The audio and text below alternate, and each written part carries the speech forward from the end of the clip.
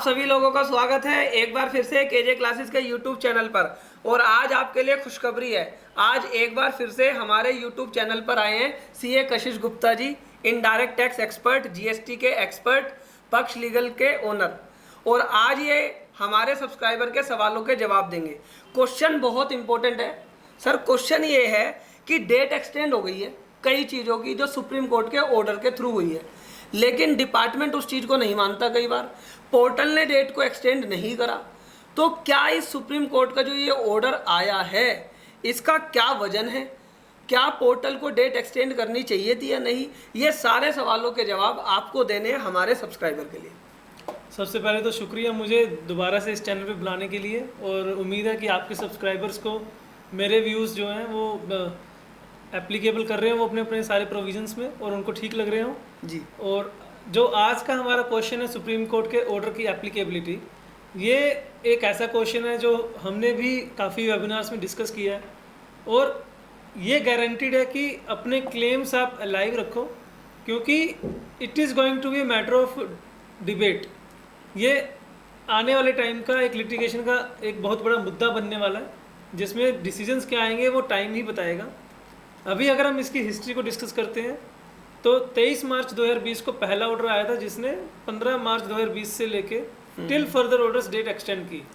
उसके बाद 8 मार्च 2021 को दूसरा ऑर्डर आया, जिसमें उन्होंने बताया कि 15 मार्च 2020 से लेके 14 मार्च 2021 तक का टाइम एक्सक्लूड होगा फॉर ऑल मैटर्स, और जैसे ही वो डेट ख़त्म हो रही है उसके बाद 90 दिन का टाइम आपको दिया जाएगा अपने सारे कॉम्प्लाइंसेस को मीट करने के लिए, और अगर टाइम 90 दिन से ज़्यादा का है तो ज़्यादा टाइम आपको मिलेगा। लेकिन अब इसमें क्वेश्चन ये उठता है कि वो कौन से ऐसे मैटर्स हैं। तो अगर उस ऑर्डर में देखते हैं, उस ऑर्डर का जो स्टार्टिंग है ऑब्जेक्टिव, वो ये बोलता है कि litigants across the country is facing the issue in filing their application etcetera, कि वो एक लिटिगेंट्स के लिए बना है कि अगर आपको कोई अपने अपील सबमिट करनी है, बिल्कुल अपना कोई रिव्यू पेटिशन सबमिट करनी है, कुछ करना है, तो वो कोर्ट्स पे लगेगा, ट्राइब्यूनल्स पे लगेगा, ऐसा लगता है। लेकिन जब उस ऑर्डर की एंडिंग हो रही है तो उस एंडिंग में उन्होंने लिखा है कि this order is applicable on all courts and proceedings and authorities. तो वो अथॉरिटीज कौन सी है? क्या वो अथॉरिटी में जीएसटी डिपार्टमेंट आया था? तो इसमें जैसा मैंने कहा कि it is a matter of doubt और डिस्प्यूट ऑल्सो। तो अभी जो मैं इसे समझ पा रहा हूँ वो अथॉरिटीज़ का मतलब ये है कि अगर मेरे ऑर्डर को 3 महीने पूरे हो गए और मैंने अपील फाइल नहीं की है, तो वो उन अथॉरिटी पे उस सेंस में एप्लीकेबल हो रहा है कि वो रिकवरी का एक्शन इनिशिएट ना करे। नहीं, लेकिन हो तो रहा है, कर तो रहे हैं। अगर मैं किसी नोटिस का रिप्लाई नहीं करता हूँ, अगर मैंने किसी नोटिस का रिप्लाई नहीं करा तो भैया मेरे को ऑर्डर इशू कर दिया जा रहा है। और अगर मैंने किसी की अपील फाइल नहीं करी तो मेरे को रिकवरी कर दी जा रही है। और अगर मैं अपील फाइल कर भी देता हूँ तो पोर्टल ये कहता है कि भाई ये आपकी अपील ड्यू डेट के बाद है।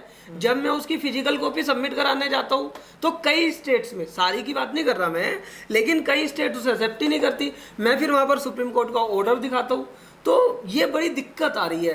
तो अगर ये कुछ क्लियरिटी आप दे पाएँ कि कहाँ कहाँ पर हम इस ऑर्डर को लगाएं। हालांकि कहने सुनने के बाद तो वो लोग एक्सेप्ट कर लेते हैं, लेकिन डिपार्टमेंट इस चीज़ को फॉलो नहीं कर रहा, जबकि सुप्रीम कोर्ट का ऑर्डर है। तो ऐसा क्यों है सर? इसका देखिए एक सिंपल सा रीज़न ये है कि जो सबसे पहला ऑर्डर था जो 23 मार्च 2020 को आया था, वो ऑर्डर आया और वो पहला ऑर्डर था जी। तो सब लोगों ने सोचा कि चलो एक्सटेंड हो गया, और उसके बाद जीएसटी डिपार्टमेंट ने भी अपनी नोटिफिकेशन इशू कर दी थी, तो सबने सोचा कि ये नोटिफिकेशन ही एक्सटेंशन है जो 31 अगस्त तक फिनिश हो गई थी। बिल्कुल। तो सबको लगा कि अब ये फिनिश हो गया मैटर, और सुप्रीम कोर्ट का भी कोई इंटरवेंशन आ नहीं रहा था। बिल्कुल। तो हमारे केसेस में भी, कई केसेस में ऐसा हुआ कि अपील जो है वो 31 अगस्त तक फाइल नहीं कर पाए। हमने अक्टूबर में फाइल की, क्लाइंट भी भूल गया, उसको हमें ऑर्डर रेफर नहीं किया, तो वो अपील्स रिजेक्ट हुई हैं। लेकिन सेकंड ऑर्डर जो आया वो मार्च 2021 में आया। उस सेकंड ऑर्डर के आने के बाद सबके माइंड्स ओपन हुए कि अरे हाँ, 23 मार्च का एक ऑर्डर था जिसे हमें याद रखना, जो हमने अपनी मेमोरी से बना दिया था। और फिर उस ऑर्डर ने सबको 90 दिन का टाइम दे दिया। तब भी सब खुश कि चलो 90 दिन तक काम करते हैं। तब सबके माइंड खुलने स्टार्ट हुए कि अब ये 90 दिन किस किस काम में लगेंगे। रिफंड एप्लीकेशन में लगेंगे, शोकॉज को इश्यू करने में लगेंगे, जो मैटर ऑलरेडी फिनिश हो गए। कुछ लोग नाचने लगे कि चलो ठीक है अब हमारे मैटर सोल्व हो गए। लेकिन उन मैटर में क्या होगा जिसमें ऑलरेडी अपील आ गया है, तो अब इन सब के आंसर ये है कि आपको पहले ये डिटरमाइन करना है, सबसे पहले इजी स्टेप जो है कि सारे अपील के मैटर आपके अलाइव हैं आज की डेट में। ओके। अगर कोई ऑर्डर इन अपील आ गया है तो वो आपके पास दो ऑप्शंस है, या तो ट्राइब्यूनल के बनने का आप वेट करें, उसमें आप अपील डालें और बोले कि ये गलती से ऑर्डर पास हुआ है, गलत सुप्रीम कोर्ट का ऑर्डर अप्लाई नहीं हुआ, इसे आप करेक्ट करो, या आप हाई कोर्ट में जाएं कि ये सुप्रीम कोर्ट के ऑर्डर के अगेंस्ट है, इसको आप रिस्टोर करो। बिल्कुल। तो अब आप ये बात ध्यान रखिए, अगर आपकी कोई भी अपील टाइम बार्ड हो जा रही है, 3 महीने के अंदर फाइल नहीं करी, 1 महीने एक्सटेंडेड पीरियड में फाइल नहीं करी, तो आप इस सुप्रीम कोर्ट के ऑर्डर को बेस मानते हुए आप लोग अपनी अपील फाइल कर सकते हैं। और अगर आपकी अपील रिजेक्ट कर दी जाती है इस ग्राउंड के ऊपर और वो लोग सुप्रीम कोर्ट के ऑर्डर को नहीं मानते, तो कशिश जी का कहना ये है कि भाई वो आपकी अपील अलाइव है, अगर ट्रिब्यूनल बन जाए, जैसे ही ट्रिब्यूनल बन जाएगी तो आप ट्रिब्यूनल में चले जा सकते हैं।